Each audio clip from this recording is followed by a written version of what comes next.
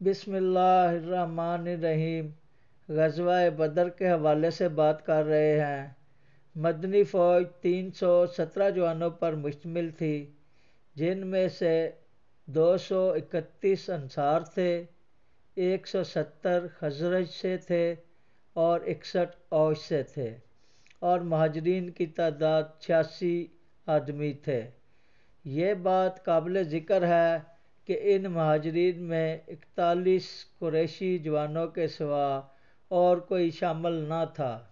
بنی ہاشم میں سے 3 اور بنی مطلب میں سے 4 اور بنی عبد الشمس سے 1 اور بنی عبد الاعضیٰ سے 1 اور بنی عبد الدرار سے 2 اور بنی زارہ سے 3 اور بنی تمیم سے 1 اور بنی مخزوم سے 3 اور بنی عدی سے 4 اور بنی جماع سے 5 اور بنی سہم سے 1 اور بنی عامر سے 5 اور بنی حارث سے 6۔ باقی 45 آدمی غلاموں اور حلیفوں میں سے تھے۔ غلام 12 تھے، جن میں سے 4 عربی اور 8 حجمی تھے۔ غیر قریشی عرب حلیف 33 تھے۔ اس فوج کے اسلحہ بردار 70 اونٹ اور فقط 2 گھوڑے تھے، جن میں سے ایک گھوڑا مقداد بن اسود اور دوسرا زبیر بن العوام کے پاس تھا۔ فوج کے افراد اپنے سالاروں کے ساتھ باری باری 70 اونٹوں پر سوار ہوتے تھے۔ ہر پارٹی کے لیے اونٹ مقرر کیے ہوئے تھے، جن پر باری باری بدر تک سوار ہوتے رہے۔ رسول کریم صلی اللہ علیہ وسلم اور مرثد بن ابی مرثد اور علی بن ابی طالب باری باری اونٹ پر سوار ہوتے۔ حضرت نبی کریم صلی اللہ علیہ وسلم نے اپنے دونوں ساتھیوں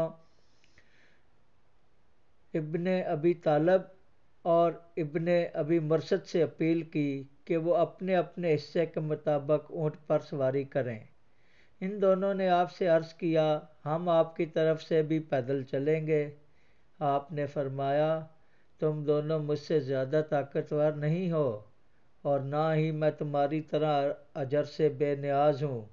اور آپ نے انکار کرتے ہوئے فرمایا کہ میرا حصہ بھی تم میں سے ہر ایک کے مطابق ہوگا۔ رسول کریم صلی اللہ علیہ وسلم نے اونٹوں کی گردنوں سے گھنٹیاں اتارنے کا حکم دیا۔ معلوم ہوتا ہے کہ آپ نے یہ کام فوج کی حرکت کو مخفی رکھنے کے لیے کیا، کیونکہ اونٹوں کے چلنے سے گھنٹیوں سے بلند آواز نکلتی ہے، جس سے دشمن کو فوج کی جگہ معلوم کرنے میں آسانی ہو جاتی ہے۔ اس وجہ سے رسول کریم صلی اللہ علیہ وسلم نے گھنٹیوں کو اونٹوں کی گردنوں سے اتارنے کا حکم دیا۔ جنگی حالات کا عام دستور ہے اور ان حالات کا تقاضا ہوتا ہے کہ احتیاط اختیار کی جائے۔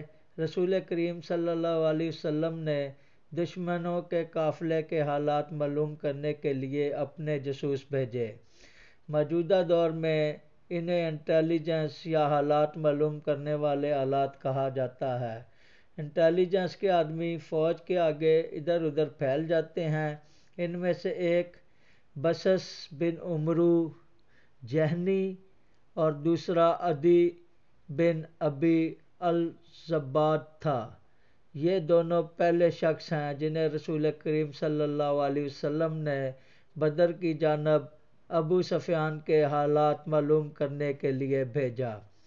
رسول کریم صلی اللہ علیہ وسلم مدینہ سے بدر کی طرف مدینہ کے درے کے راستے چلے، پھر عقیق، پھر ذوالحلیفہ، پھر الواد، الحبش، پھر تربان، پھر ملل، پھر امیس الحمام، پھر ظہیرات المیامہ، پھر سیالہ، پھر فجر روحا، پھر شوکا گئے۔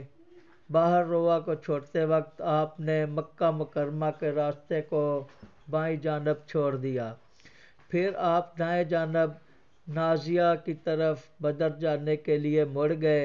جب آپ نازیہ اور مضیق الظفرا کے درمیان وادی وہقان میں چلے تو اس سے سیدھے ہو گئے۔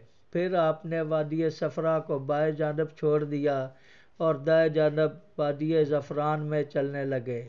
اسی وادی سے نکلتے وقت آپ کو مکی فوج کے خروج کی اطلاع ملی کہ وہ بدر کی طرف آ رہی ہے۔ وادی زعفران سے نکلنے کے بعد آپ صناء پر چلے جسے اسافر کہتے ہیں۔ پھر آپ وہاں سے بدر کے قریب ایک شہر کی طرف گئے جسے الدبا کہتے ہیں، اور آپ نے النہان کو دائیں جانب چھوڑ دیا۔ پھر بدر کے قریب اتر گئے۔